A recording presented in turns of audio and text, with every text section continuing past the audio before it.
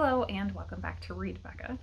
We're here for another chatty catch-up on my week in reading. So let's jump in very rapidly with my two Coffee House Press books that got here. They actually got here last week. I forgot to share them. If you missed out, I subscribed to Coffee House Press fall and spring catalogs. So I will be getting a book or two a month for the foreseeable future until next summer, basically. So the first one that I got is really exciting. This was one of the ones that actually tipped me over to actually subscribing, is Participation by Anna Moshavakis.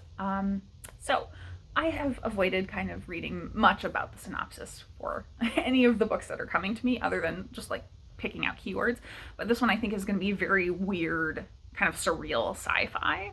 And Anna Moshavakis, specifically, is sort of someone I've read before. So Coffee House Press did publish her previous book. I think it's Eleanor, The Progress of the Rejection of Love, something like that. It's got a very long subtitle. And that one sounded interesting. But specifically why I know her is because she translated the work At Night All Blood is Black by David Diop, which won the Booker International, I think, last year. And I read that. I love that. It had a beautiful lyricality to the writing and presumably the translation. So I'm really excited to see what she does in her own work, because she's definitely an author that, you know, I've enjoyed her translation work. So really, really curious to get into this one. And then the other one is a collection of poems called Dot by Ron Padgett. And I dipped into this one just like I did with the previous one and read a couple poems. This one seems like very playful observations, which I can definitely get along with for poetry. So it seems like another one that I may actually like, even though I don't read a ton of poetry. So those are my two Coffee House Press books for November. Let's dive into what I actually read. The first one that I read was for nonfiction in November, and that is The Uninhabitable Earth by David Wallace Wells. And as predicted, this was very difficult reading, very bleak, but I think that the author did a fantastic job of actually keeping it narrow and focused. So there is kind of a split of sections to this book, and the whole main, like probably 2/3 of the book, are these very concise sections that are a couple pages for the most part on a single topic. And what I like so much about this is that he doesn't focus on kind of the cause, but rather the effects.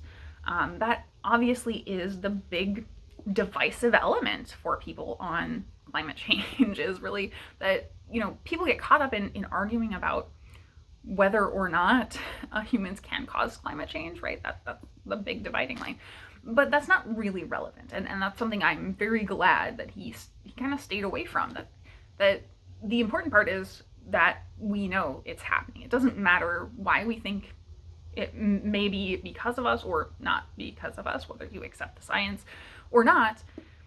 What matters is that it's happening, and how are we going to react to the outcomes of it? And I think that's something that we can all agree on, hopefully, that we are going to have to react to it. So the whole first section is, here's what we can see happening, and here's what we can kind of project is going to happen. And so I think that's extremely effective in the way that he's done it. It's not as dry as you would think. It is very difficult to read because, you know, even in the 3 years since this was written, this came out in 2019, things have become even more dire in terms of mass casualties due to natural disasters, migration from the global south. That sort of thing has become even more prominent in our lives. So to read this and know that things have progressed is very difficult, and that we've done so little. So he initially doesn't make that call to action. He doesn't really at any point actually say, here's what we should do to fix it. He does kind of lay out some ideas, but it's less direct. So he goes through kind of point by point of certain major things that are projected to happen in those short chapters in that first 2/3. And then the back half, the last third, is, he calls it the climate kaleidoscope. And think about that as a kaleidoscope is a lens that you look through. And that's what he's tackling. He's tackling, in many ways, our social lens, our social, political, ideological lens. And so he, again, doesn't actually get into well, here's how you need to look at things. It's very much pulling in from literary sources and talking about the ways that we are going to have to process this in all of those aspects of our lives. How should we maybe do that, or how are we going to speculate about what we could do? And so he's much more, how do we frame things in our mind for the future? So I really enjoyed that. I thought it was just very effective, and the way that he tackled this was so well done. So many things, individual little elements of this were new nuggets of information for me. Probably the hardest hitting for myself that he talked about was this very just tiny kind of anecdote about the saiga population, or like a tiny deer, having basically collapsed very suddenly. And that being because of temperature change, where they had a certain bacteria living in their body in harmony with their body in a certain location in their body. And it had always been that way, and it had always been fine. And due to the temperature rising and humidity rising, that bacteria migrated to a different place in their body, to their bloodstream and organs. And that killed them. So what we kind of can think about with that is, or what it made me think about, is one specific thing where we know that, for instance, honeybees will attack wasps or fight wasps that are attacking them, rather, by making a heat ball around the wasp and moving very rapidly to increase their body temperature, because the bees can survive at a higher body temperature than the wasp, and then the wasp will die due to the heat, right? So when we're talking about climate change and specifically temperature, we have so many unknowns to do with that. And the thing he brings up relating to all of this is the bacteria in our bodies, because we're kind of like giant kaiju that are run by the bacteria in our bodies a little bit. They control everything about the decisions that we make, really, at a very micro level, at a sub-micro level probably. And it's so interesting to think about that, the fact that with temperature changes, we don't know how the bacteria in our body are going to survive or continue to behave the same way. They might not. And if they don't, that's going to drastically alter who we are as people, as a species. Yeah, it's very interesting to think about, and makes me think I definitely need to go look into that topic much, much more. So I think that was one very important key element that I loved hearing about. And that's just one very specific aspect that came up. Like throughout this whole thing, there were so many anecdotes. And I would actually say I had a moment of panic because there were no footnotes. And I was like, that can't be right. In fact, everything is very heavily annotated, but it's all in the back, and it's done in a smart way, I think, for a book like this, where you are going to have maybe a dozen footnotes on a page. That would get distracting to actually go through and check every single one or see them throughout the page. So instead of breaking your flow in reading, it's set up so fully a third of this book is actually notes. They have like a bolded quote from the page where this note is actually relevant for, and it has the page number alongside. So you can tell exactly which page this is for. So I would kind of go through a page and then flip to the back and read the notes for that page, so that I wasn't having to flip back and forth a whole bunch. And I thought that was actually really effective. So back to the content, I think one thing I do want to share was on the handling of social media and the relevance to us of that in our lens for dealing with climate change. It was so insightful how he got at this point. As Andreas Malm has wondered, quote, how many will play augmented reality games on a planet that is 6 degrees warmer, unquote. The poet and musician Kay Tempest puts it more brinily, quote, staring into the screen so we don't have to see the planet die, unquote. Presumably, you can already feel this transformation underfoot in your own life, scrolling through photos of your baby when your actual baby is right in front of you, reading trivial Twitter threads while your spouse is speaking.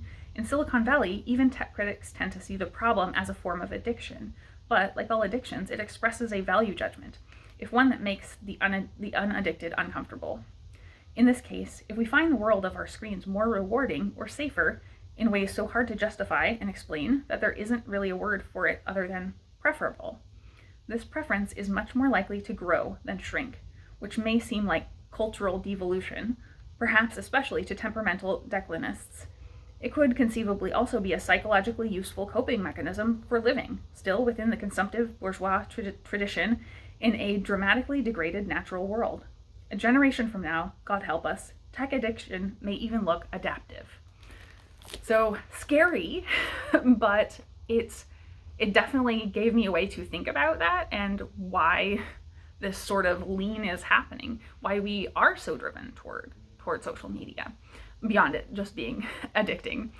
So I think that this had so many insightful moments and was just really, really well executed. I can absolutely see why this made it so high up onto all of the book lists when it came out, and I'm so glad that I finally got to it because it was well worth the read. Then I read 2 romance books, so I think I'm going to actually really wrap those up separately for the November readathon, because otherwise it's going to get ridiculously long as I dive into all of these romance books. So I read Mistlefoe by Kimberly Lemming. This is the kind of in-between novella in the Mead Mishaps series. So I had previously read the first novel, and this completely delivered. I really enjoyed it as both a novella and just from a world-building characterization standpoint, really well executed and yet so fun and silly. So that's what I have enjoyed very much about her writing, is I do actually get into the story and the characters, and in this one it's so short, it's under 100 pages, and yet she still pulled me completely in. So she is definitely a new favorite author, I think. Then I finished my first novel pick for November was If the Boot Fits by Rebekah Weatherspoon, and this is the second in the Cowboys of California series, and we are following a recent Oscar winner, Sam Pleasant, and so he and his brothers are all kind of the leads of this series. And he has a one-night stand the night he wins his Oscar, and then they bump into each other again and decide to start something up. So interesting to the previous book, social media commentary, this one has a ton of social media commentary to it. So I found that interesting that I had that tie-in this week. Here we're talking about how stars are very much a public commodity and how everyone has an opinion and can put it out there.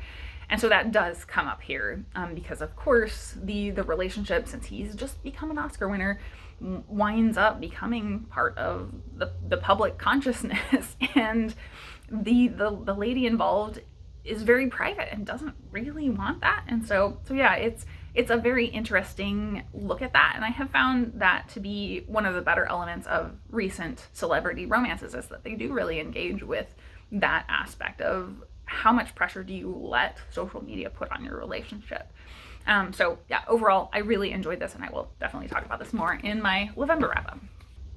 Into the pile of what I am reading, I have, as usual, so many things. So House of Shattered Wings by Aliette de Bodard. I am really enjoying this, still reading it. I only have about 50 pages left out of this 400-page book. So that is very much in progress. Biblical Literalism, Gentile Heresy by John Shelby Spong. I started this, and you always know it's going to be a good book when you read the preface, just the preface, and you wind up adding like 5 books to your to-read list on Goodreads. So this is going well. But that's a long one as well. And then another chunky book. This one's my tome, currently Shorefall, and so I really want to finish up House of Shattered Wings today and dig more into this because they're both kind of high fantasy. So let's see if we can get, yeah, there we go. So Shorefall is the second in a trilogy of big tomes, and I'm hoping to finish this trilogy this year, so got a couple months to get through 2 tomes.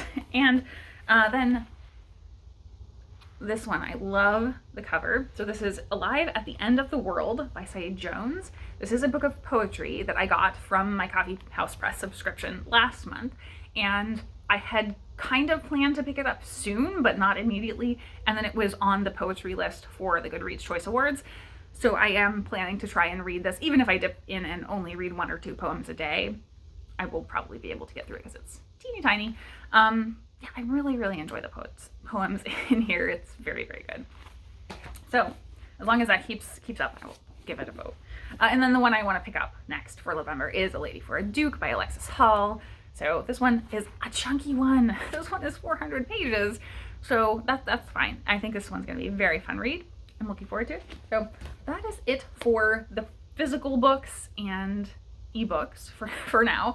I also have on audio A Snake Falls to Earth still. I'm a little over halfway through that. So if I get some audiobooking time, I will make some progress on that. And I also am working on Three Musketeers still.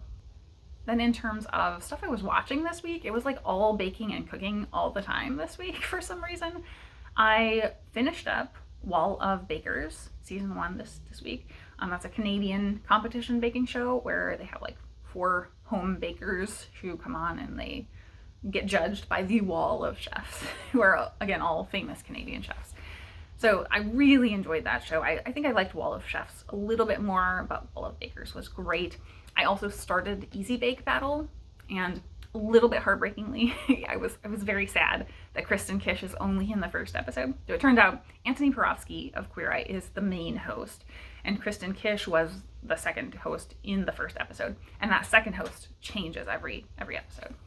So that was a little bit of a bummer because I adore Kristen Kish. She's absolutely delightful as a person. She's very attractive and she's so smart and like always has really good insights about the cooking.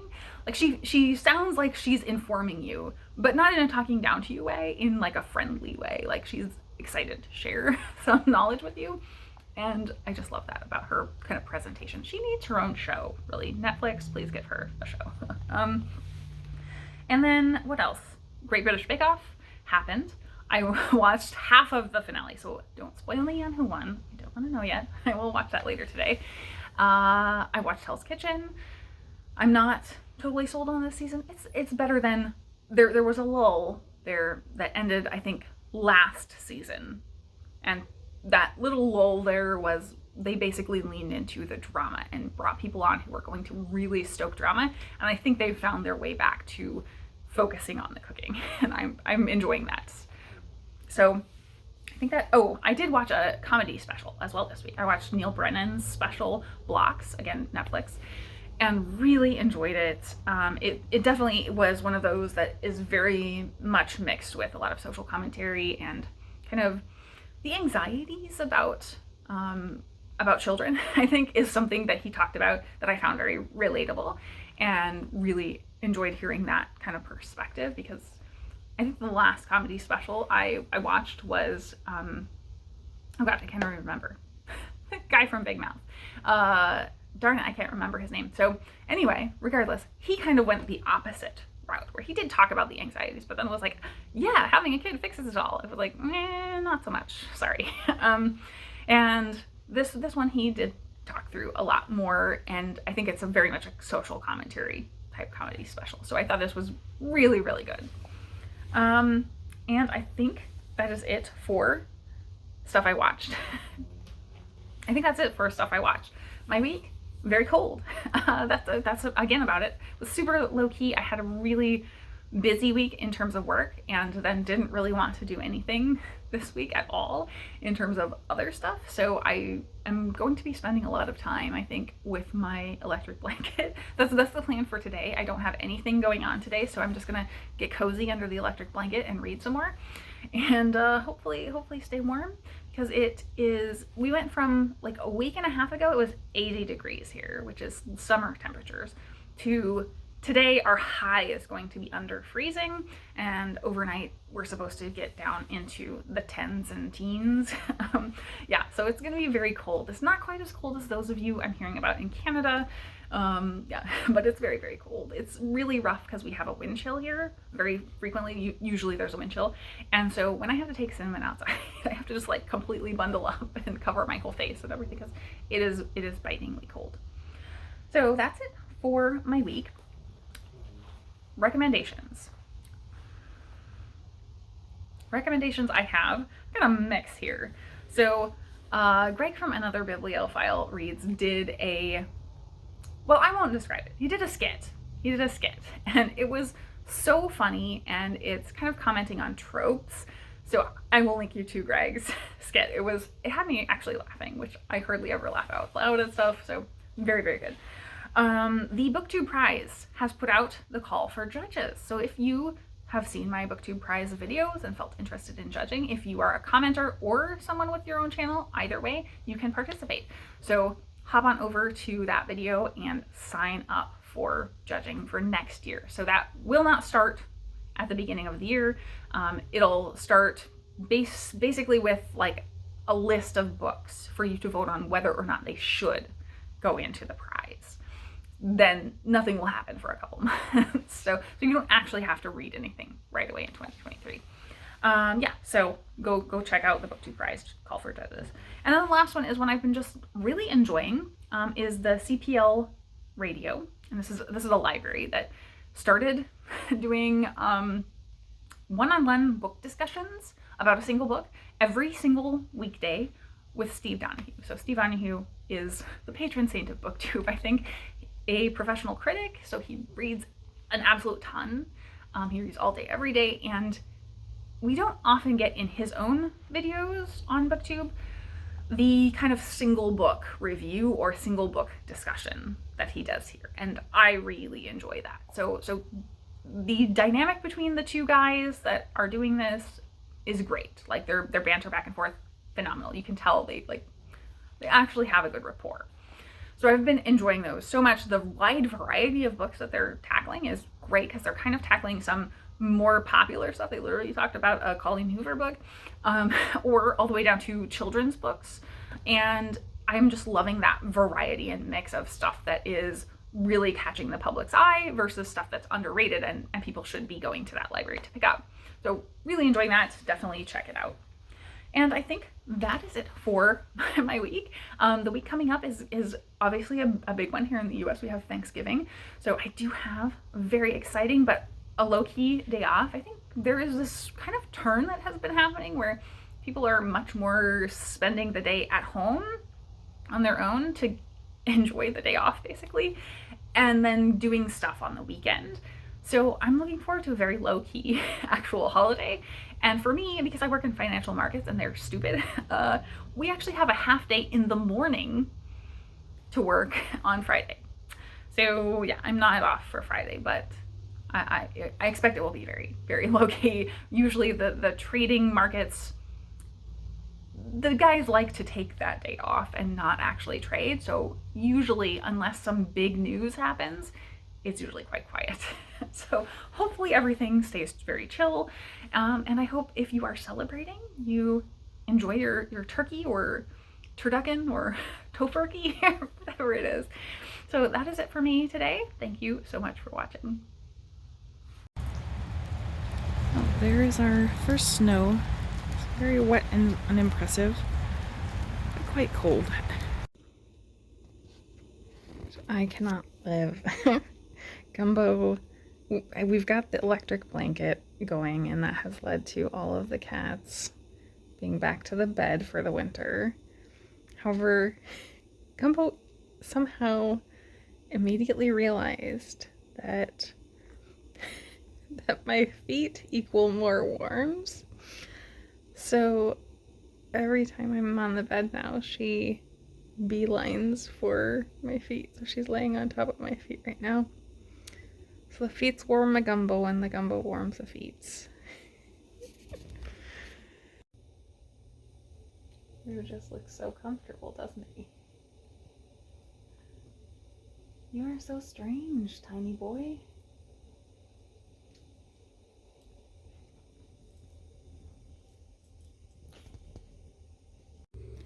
So when I brought my hanging plants inside, I thought for sure they were going to die immediately, but they are both fully blooming. I got another bloom over here. Really nice one. Yay, happy plants. Look how cute you guys are. You guys are the cutest. It's a cuddle. Most adorable cuddling is happening. Yes.